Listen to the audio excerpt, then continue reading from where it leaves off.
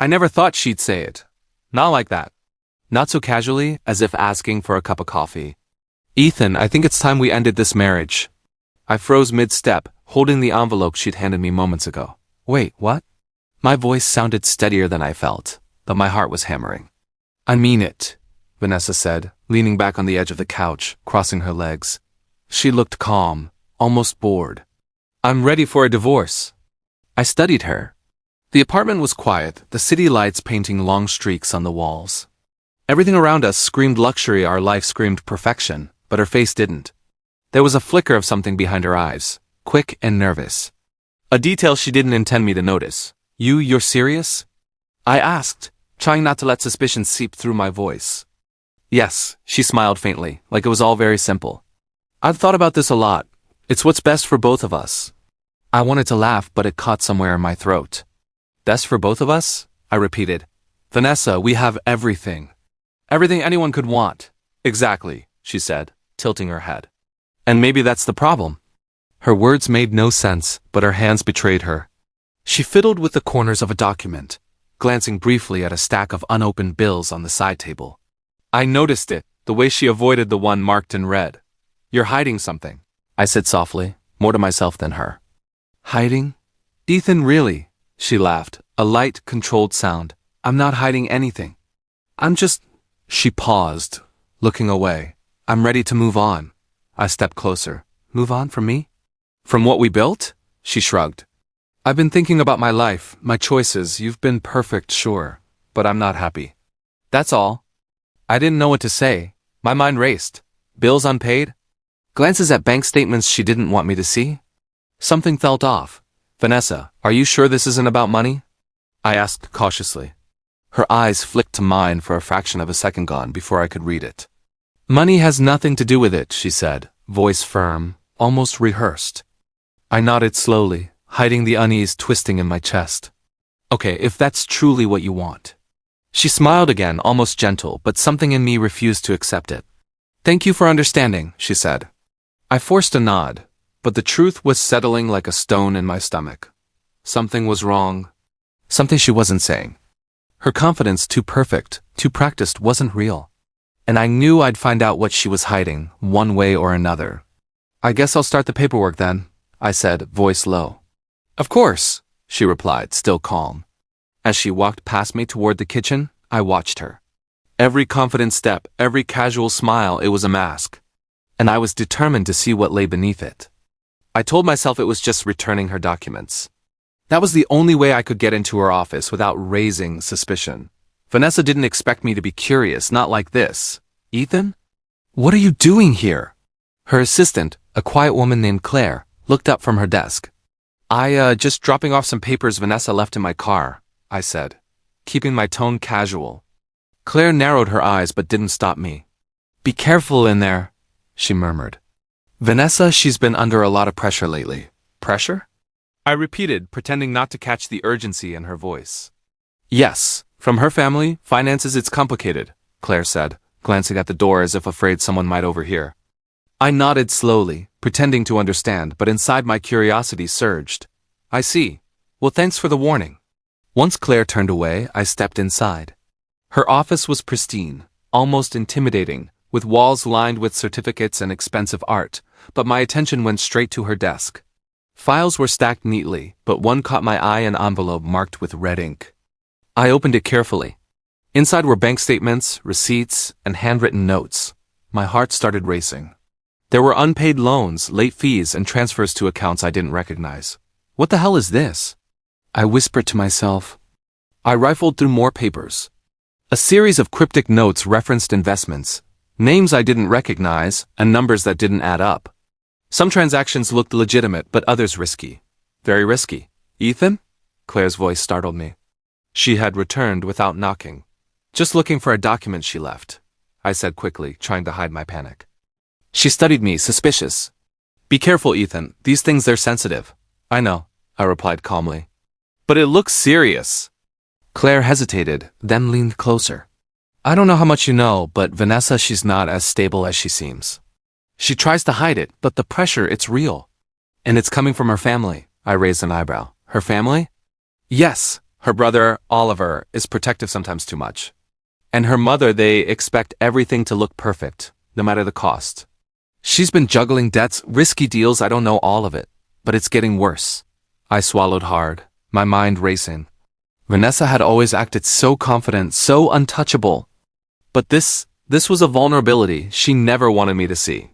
Why are you telling me this? I asked, suspicion curling in my chest. Claire shrugged. I'm loyal to Vanessa, but I think she might be in over her head. And you might deserve to know before it all collapses. I nodded slowly, digesting her words. Thanks, Claire. I appreciate it. After she left, I turned back to the papers. My anger mixed with fascination. Vanessa had built a world of luxury around herself, but now the cracks were visible. Unpaid loans, secret transfers, late notices, it was all there, staring back at me. A particular file caught my attention. A loan from a private lender, overdue for months. The interest alone could ruin a family like hers if exposed. I traced the signatures: Vanessa's name, her mother's approval, Oliver's acknowledgement. The numbers were staggering. Shit, I muttered, sinking into the chair. I leaned back, staring at the ceiling. Her confident mask, her calm divorce announcement, it was all a lie. She was hiding a financial nightmare, one that could destroy her family's reputation if it ever came to light. My fingers trembled slightly as I realized something. This wasn't just about Vanessa leaving me.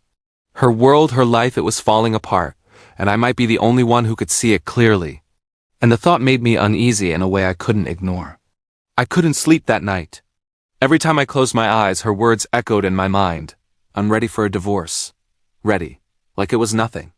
Like our years together meant nothing. I remembered the first time we met, her laugh filling the cafe, the way she leaned over my shoulder as I tried to read. I had thought she was perfect. I had believed in her. And now I didn't know what to believe anymore. I found myself pacing the apartment the next morning, phone in hand. I called her.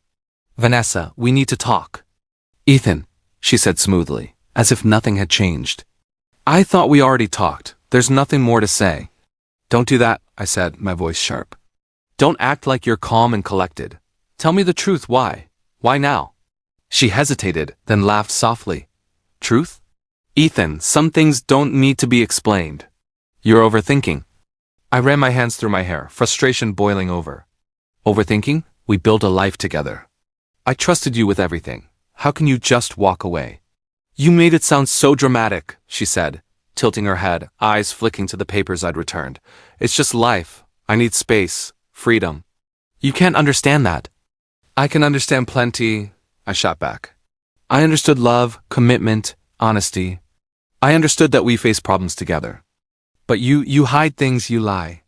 I know there's more behind this divorce than you're letting on. Her smile faltered for a second, barely a twitch, and then she covered it with calmness. Ethan, stop. You're imagining things. No, I'm not imagining, I said, stepping closer. I see the little signs. Secret meetings, evasive answers, the way you avoid certain conversations. You think your confidence hides it all, but I see cracks. And I will find out the truth. Her eyes darkened for a moment, then she shook her head, masking fear with pride. You're being paranoid. That's all. I said I want a divorce. Accept it. I can't just accept it, I said, my voice low, almost a whisper. Not when you're hiding something. I trusted you with my life, Vanessa. You made me believe in us, and now I realize I don't even know who you are anymore. She was quiet, staring at me with that practiced calm. But I could see it, the slight tremor in her fingers, the way her jaw tightened. Fear. She was afraid I was close to seeing the truth. She started, then stopped. Ethan, don't what? I asked, my chest tight. Don't tell me lies? Don't hide the truth? Because I will find it anyway. Her lips pressed together, and she looked away. That was all the confirmation I needed. Something was wrong. Everything she'd shown me, her confidence, her composure, her divorce announcement, it was all a mask. I sank into the chair, gripping the edge of the desk. My mind raced through our past months. The laughter, the dinners, the late nights, how much of it had been real? How much had been a performance? I won't let this go, I whispered to myself. I'll uncover everything slowly, carefully, but I will expose it. No matter what it takes. And in that moment, heartbreak transformed into something sharper. Determination. Pain twisted into focus. I would not be blindsided again. I stared at the ceiling, imagining the cracks in our perfect mask growing larger. I didn't know when, I didn't know how, but I knew the truth was coming. And when it did, everything would change. I met Daniel at our usual cafe, the one tucked away on a quiet street. The smell of coffee usually calmed me, but today it did nothing. "Ethan," Daniel said, sliding into the seat across from me, "you look like hell." "I feel like it," I admitted, leaning back. "Vanessa, she asked for a divorce." Daniel frowned. "I know, I heard, but you look like there's more." "There is," I said, voice tight. "I found something in her office. Bills, bank statements, unpaid loans. Transfers to accounts no one should know about. Her life isn't what it seems, Daniel. It's all a facade." He raised an eyebrow. "Facade?" "Yes," I said, gripping my coffee cup. "She pretends everything's perfect, but her family, her finances, it's all on the edge. And she hides it from everyone, even me." Daniel leaned back, thoughtful. "That's a lot. Are you saying she's lying to you or just careless?" "I don't know yet," I admitted, "but I can't ignore it. I trusted her, Daniel. And now I feel like I've been walking blind." He nodded slowly. "So what do you want to do?" "I want to know the full truth," I said, voice low. "I want to understand what she's hiding and why. But I don't want to confront her blindly. I need evidence. Proof. Something concrete." Daniel smirked. "Sounds like you're about to become a detective." "Maybe I am," I said, trying to smile but failing. "I can't just sit back and watch. But I don't want to ruin everything if I'm wrong." Daniel leaned forward, resting his elbows on the table. "Ethan, listen. You've always been careful. But this you can't do alone. You'll get lost in the details, distracted by emotion." "I know," I said, staring into my coffee. "That's why I came to you. I need someone I can trust. Someone who won't let my anger cloud judgment." "You have me," he said firmly. "I'll help you. Strategize. Think things through. And if it gets messy, we'll handle it together." I exhaled, relief washing over me. I can't tell anyone else. Vanessa has influence, connections. I need discretion. "Then we move quietly," Daniel said, voice sharp. "We gather information, confirm facts, and then decide. No rash moves. No emotion-driven mistakes. Understand?" "I understand," I said, nodding. "But Daniel, what if the truth destroys her, or her family?" He shrugged. "Truth can hurt, but hiding it hurts more. You need clarity, and maybe justice, but carefully. That's the key." I felt a spark of empowerment ignite. For the first time since the divorce announcement, I wasn't completely lost. I had a plan. Not a full solution yet, but a path. "So," Daniel said, leaning back again, "where do we start?" I looked down at my notes, my mind racing through the evidence I had gathered. I start by tracking her financials, slowly. Then I confirm the debts and loans. And I watch the patterns where her family intervenes, where she falters. I need to see everything unfold without tipping her off. Daniel nodded approvingly. "Good, smart, patient. That's how we'll do it. You're not alone, Ethan. Remember that." I nodded, gripping my coffee cup like it was a lifeline. "Thank you, Daniel. I don't know what I'd do without you." He smiled. "You'd survive.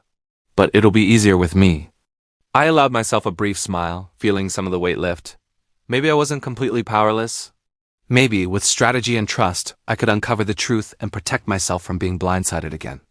Vanessa invited me to a family dinner, calling it amicable closure. I didn't know if she meant it or if it was just a performance, but I agreed. I needed to see the people behind her polished mask. "Ethan, you made it," Vanessa said as I arrived, forcing a smile. Her hand brushed mine briefly, a gesture that felt rehearsed. "Of course," I replied, scanning the room. Her mother, Sophia, sat at the head of the table. She was the kind of woman who commanded attention without trying. Her eyes flicked to me briefly, calculating. Sit, Sophia said, gesturing toward the chair beside her. "We've prepared a meal. I hope you like roast." "I'm sure it's excellent," I said, keeping my tone neutral. Vanessa's brother, Oliver, remained standing, watching me closely. There was something in his gaze, sharp, protective, suspicious. "Oliver," I said, holding out my hand. He ignored it, crossing his arms instead. "Ethan," he said, voice tight. "I hope your visit isn't just another performance." I blinked, measuring my response. "I'm here for the dinner. Nothing more, I promise." He didn't smile. Vanessa reached over and touched his arm lightly, as if to soothe him. "He's sincere," she said softly. Then let's hope that's true, Oliver muttered, still watching me. Dinner started awkwardly. Conversation flowed around me, polite but tense. Sophia spoke about social events, business, and appearances, but every so often her eyes flicked to Vanessa. And my Vanessa kept adjusting her ring, her fingers brushing a small jewelry box on the sideboard. I noticed how her smile tightened every time someone mentioned money or investments. I leaned slightly toward Daniel, who had agreed to accompany me discreetly. See that? I whispered, the way she handles that box? Something's off. Daniel nodded subtly. She's hiding something, clearly. That box, her gestures, classic signs of stress. Stress? Or debt, I murmured back. Daniel shrugged. Could be both. But watch Oliver. He's more than just protective. There's something he's keeping from everyone, maybe even Vanessa. I studied him. The way he answered questions careful, precise, avoiding specifics. Every glance at Vanessa carried urgency, like he was monitoring her. I made a mental note. Oliver wasn't just a protective brother. He was a gatekeeper of secrets, and he could be a key to understanding their financial situation. Vanessa, dear, do you remember the Langford Trust documents from last month? Sophia asked suddenly, her voice smooth but commanding. Vanessa hesitated just slightly. Yes, mother, she said, tucking her fingers nervously beneath the table. Everything is fine. Fine? Sophia raised an eyebrow. Make sure it stays that way. We can't have surprises. I caught Vanessa's hand twitch toward the jewelry box again, pressing it lightly as if grounding herself. Her calm demeanor was cracking, just barely. Oliver's eyes flicked to me once more, sharp. Ethan, you know these things aren't simple. Sometimes appearances aren't reality. Keep that in mind. I've noticed, I said calmly, letting a small smirk slide across my face. I needed him to see I wasn't blind. Every flicker of nervousness, every controlled gesture, it was information. All of it would matter. Dinner continued, polite but tense. Conversation danced around wealth, reputation, and family pride. Vanessa smiled, laughed when expected, but every now and then, the mask faltered. The jewelry box, the glances, the brief hesitation, they all told a story. I left the dinner with more questions than answers, but also with clarity. The cracks were there, small but unmistakable. Vanessa's family, the expectations, the secrets, they were all vulnerabilities I could study, and I intended to. I decided it was time to test the waters. Not recklessly, but carefully. Small hints, subtle questions, gauging reactions without revealing the full picture. At a charity event, I mentioned to a mutual acquaintance, almost casually, I heard some companies Vanessa invests in are having trouble. Strange, right?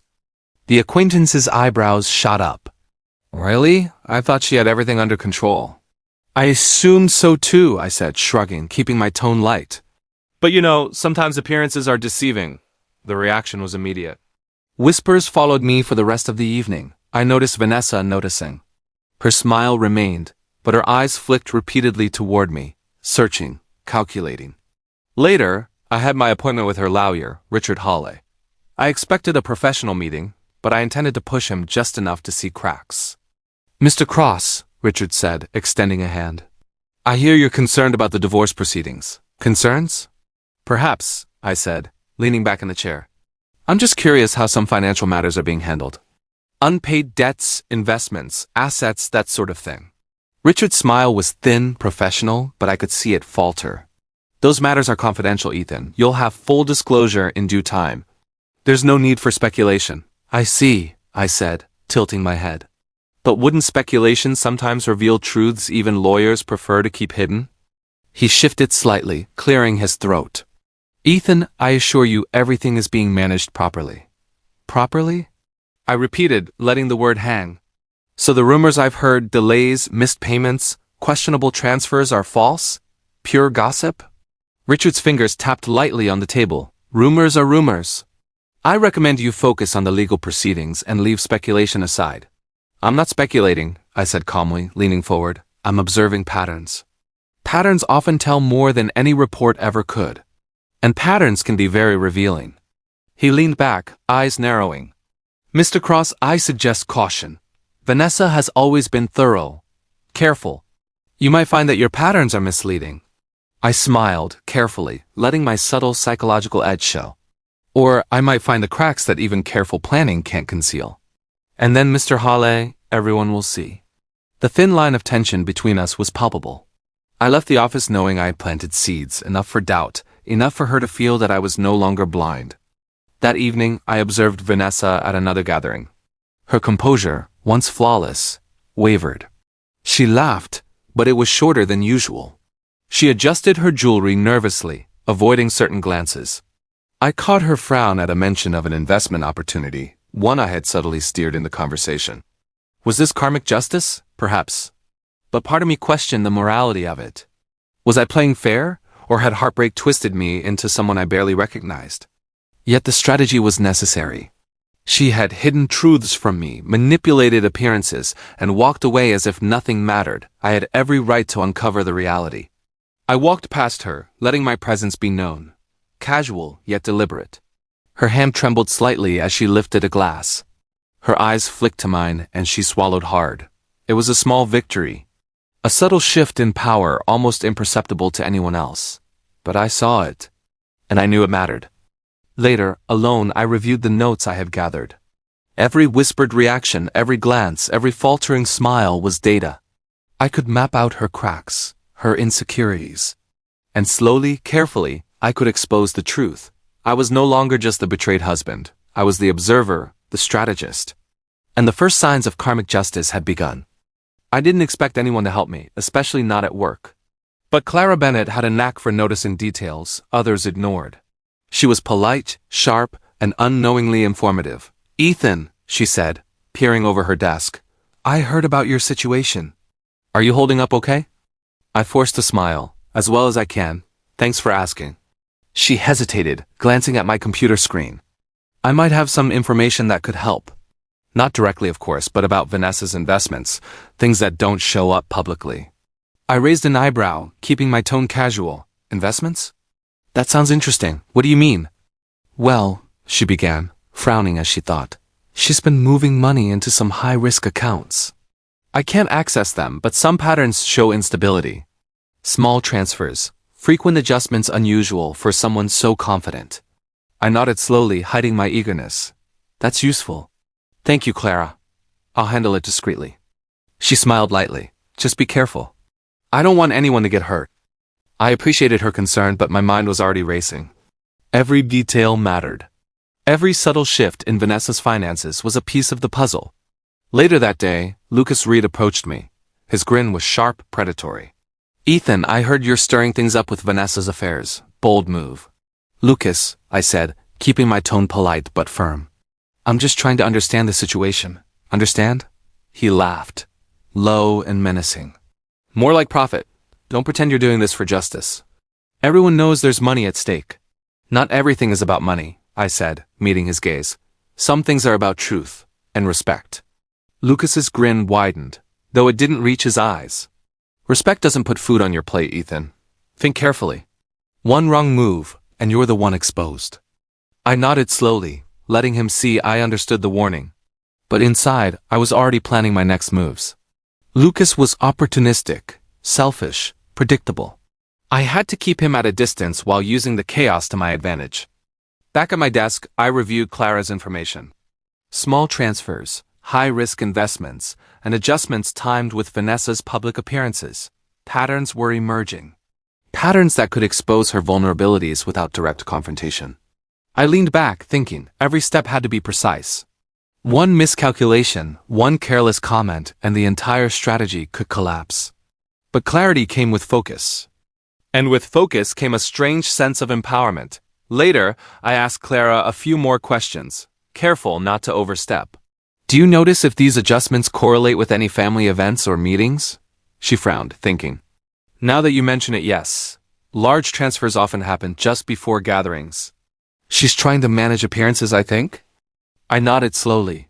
"Interesting. Thank you, Clara. This helps a lot." Her eyes held concern. "Be careful, Ethan. You're walking a fine line. Don't let anger make decisions for you." "I know," I said, staring out the window. "But sometimes anger is the spark that lights the way. Carefully, though. Always carefully." Later that evening, I reviewed everything. Vanessa's patterns, Clara's insights, Lucas's warnings, and my own observations. The web of alliances and enemies was clearer now. Clara was an unintentional ally, Lucas an obstacle, and Vanessa the center of it all. I realized something crucial. I couldn't rush. Every move had to be strategic, measured, calculated. The chaos was mine to observe, mine to manipulate without letting it consume me. I clenched my fists, feeling determination surge. I wasn't just surviving the betrayal anymore. I was gaining control. And with allies like Clara and caution against enemies like Lucas, I could navigate this labyrinth. The game was on, and I was no longer a pawn. I watched from a distance as the first cracks in Vanessa's armor appeared. It started subtly, a misstep at a gala, a nervous glance at her phone, fingers brushing a bracelet too tightly around her wrist. "Ethan, did you hear about the bank issue?" A socialite whispered as we mingled at an event. "I heard rumors," I said calmly, masking any reaction. "Rumors?" she scoffed. "It's more than that. Their accounts froze temporarily. Some transfers bounced. People are talking."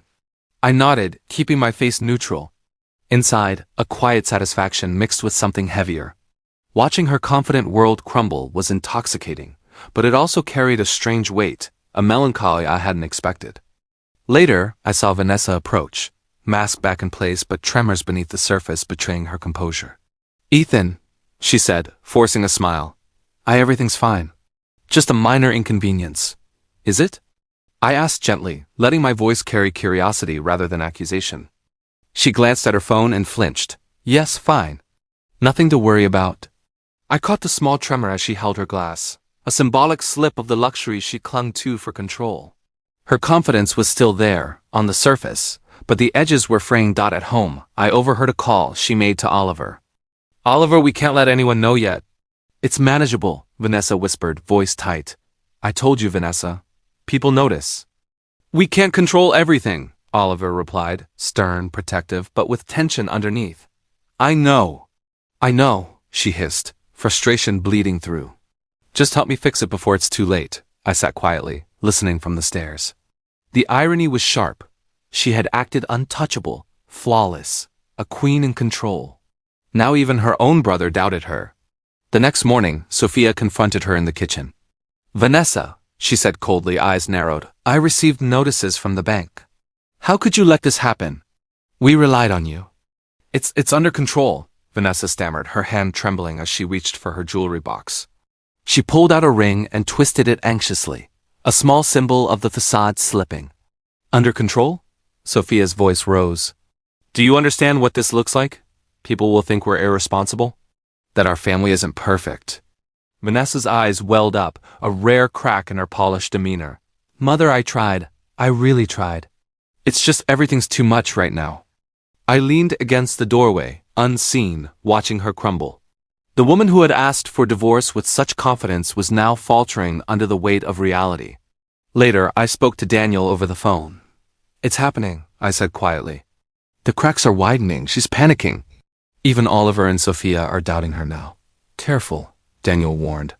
"Don't get too involved emotionally. This isn't just about her mistakes. It could spiral." "I know," I said, but inside, I couldn't deny the satisfaction. Not joy, exactly more like justice, slow and inevitable. Yet beneath it was a heavy sadness. Revenge wasn't light or exhilarating. It was exhausting, lonely. That evening, I saw Vanessa drop a clutch at a charity gala. She bent to pick it up quickly, avoiding eyes.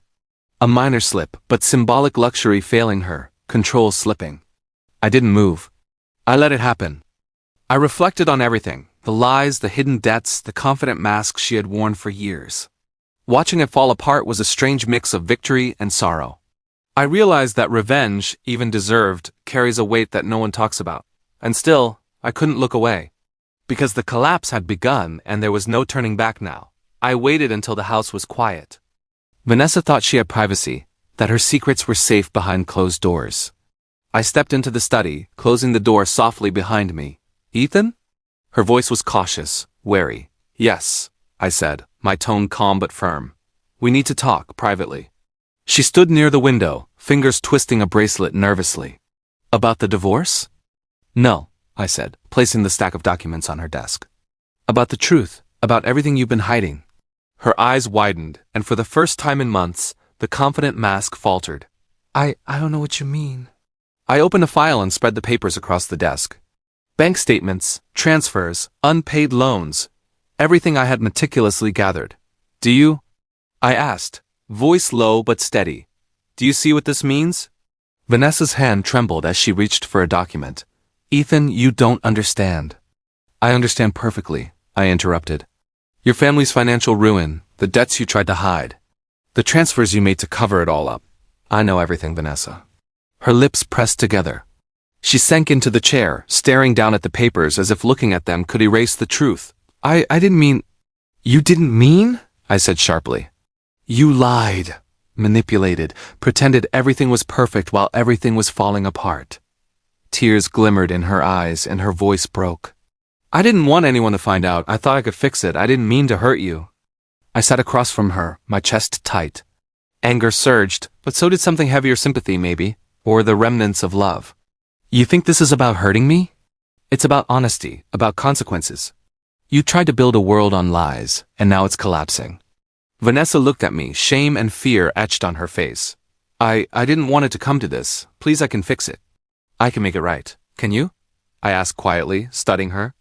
Everything you built, every illusion it's crumbling. Do you understand that? Her hands shook as she pulled at the bracelet again. I do. I just need help. I can't do this alone. I leaned back, watching her struggle with the weight of reality. My mind was a storm. Part of me wanted to push further, make her feel the full extent of her mistakes. Another part wondered if mercy was possible, if stepping back could teach more than cruelty. You see what this looks like, I said softly. Not just for you, but for everyone, your family, your friends. All the careful plans, the perfect image gone. Her shoulders slumped, and she buried her face in her hands. I know. Silence hung between us, heavy, almost unbearable. I wanted to reach for her, to say something that could ease this collapse, but I didn't. She had to face it, fully, without illusions. Finally, she whispered, broken, almost inaudible. Please help me. I can't fix it alone. I felt the full weight of her vulnerability. The confident, untouchable Vanessa I had known was gone. In her place was someone small, human, terrified. I didn't answer immediately. My mind spun, moral conflict raging.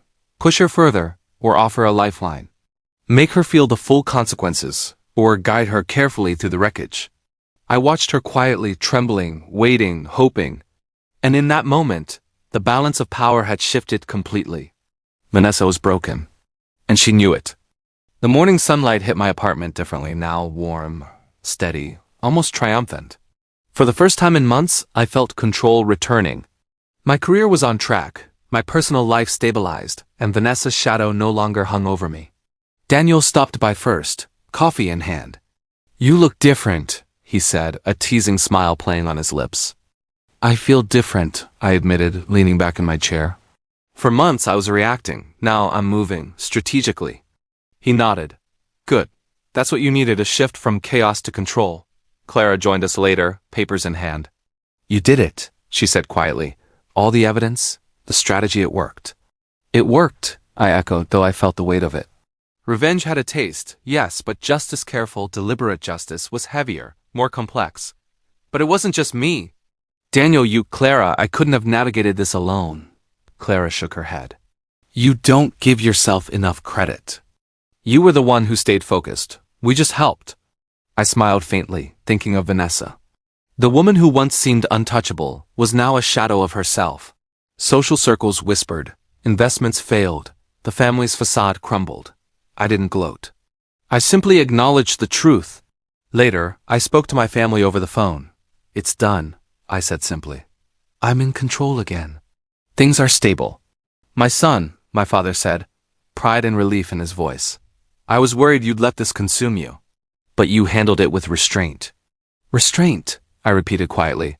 Yes, that was key. Anger alone doesn't fix anything. It's focus and careful action. Even Vanessa's collapse had taught me something profound. Power shifts weren't always loud or dramatic. Sometimes they were quiet, meticulous, and utterly irreversible. I looked around my apartment. The furniture, the trophies, the career milestones, it all felt reclaimed, symbolic. A home restored, a life recalibrated. I had earned this not through fury, but through patience, observation, and strategy. Daniel leaned against the counter, sipping his coffee. So what now? Are you done with it? I considered the question. I think so, Vanessa has to face her consequences. I don't need to ensure her ruin should navigate her own collapse. My responsibility was to myself, to restore my life. Clara nodded, relief clear on her face. That makes sense. Revenge doesn't always feel good. Justice, that's what matters. Exactly, I said. It's subtle but permanent. And in the meantime, I'm free. I can focus on growth, not vengeance. I remembered the first hints of cracks in Vanessa's facade, the nervous gestures, the trembling hands. Those moments had been painful to witness. But they also illuminated a truth I hadn't realized. Survival isn't about striking hardest.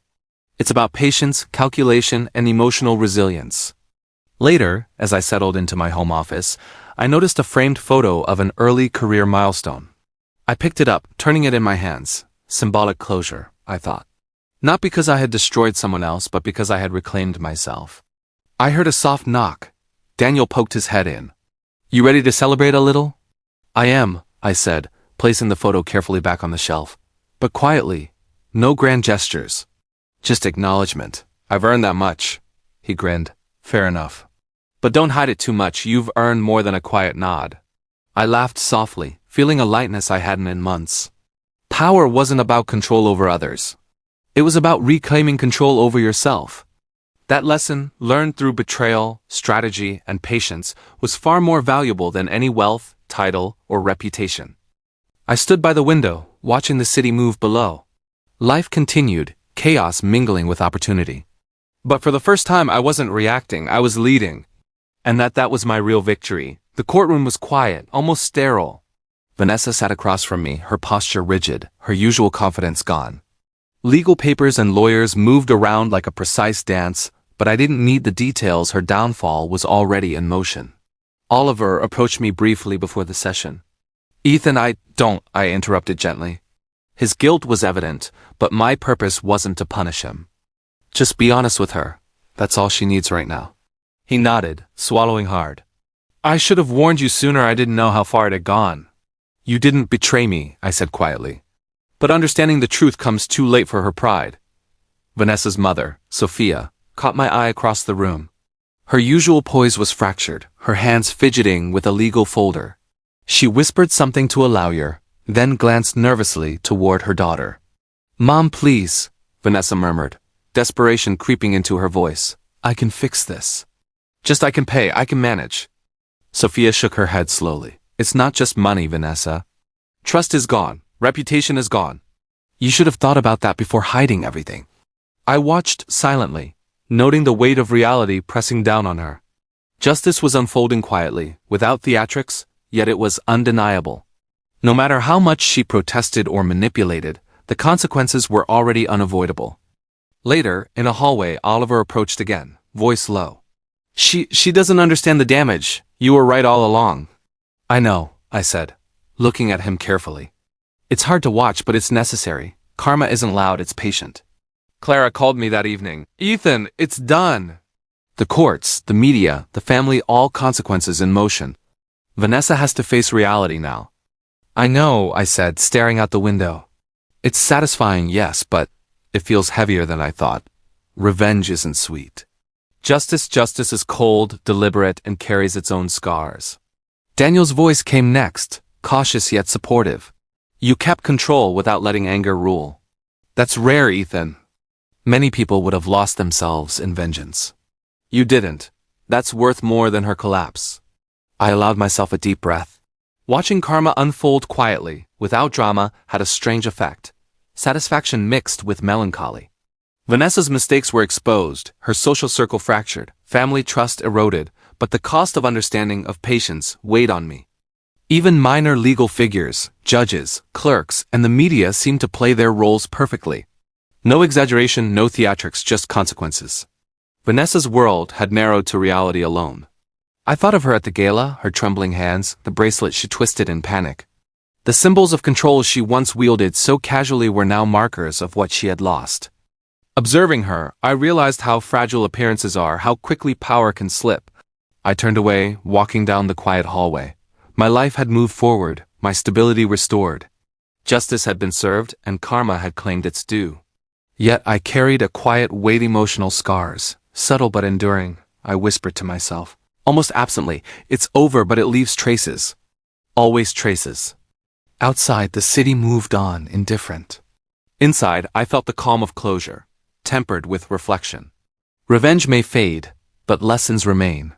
Karma's price is always paid, and justice, patient, deliberate justice, is never free. I didn't expect to feel light so soon, but there was a quiet calm settling over me. The chaos of Vanessa, the betrayals, and the collapse of illusions had left space for something new. Something cautious, tentative, yet promising. Clara joined me at my apartment for coffee, the morning sun spilling over the table. She smiled, a little shy, and handed me a mug. "You look different," she said softly, stirring her tea. "Happier, maybe?" "I think I'm finally seeing clearly," I admitted, taking a slow sip. "It's strange, but relief and perspective can feel like freedom." She laughed lightly, and it wasn't nervous or tentative, it was real. "I'm glad. You've been through a lot, Ethan. I can see it's changed you, but for the better, I hope." "For the better," I echoed, thinking of the months of heartbreak, betrayal, and calculated strategy. "I've learned patience, focus, resilience."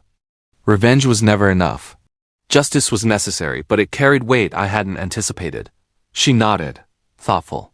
"Sometimes people don't realize what they're capable of until life forces them to. You did well.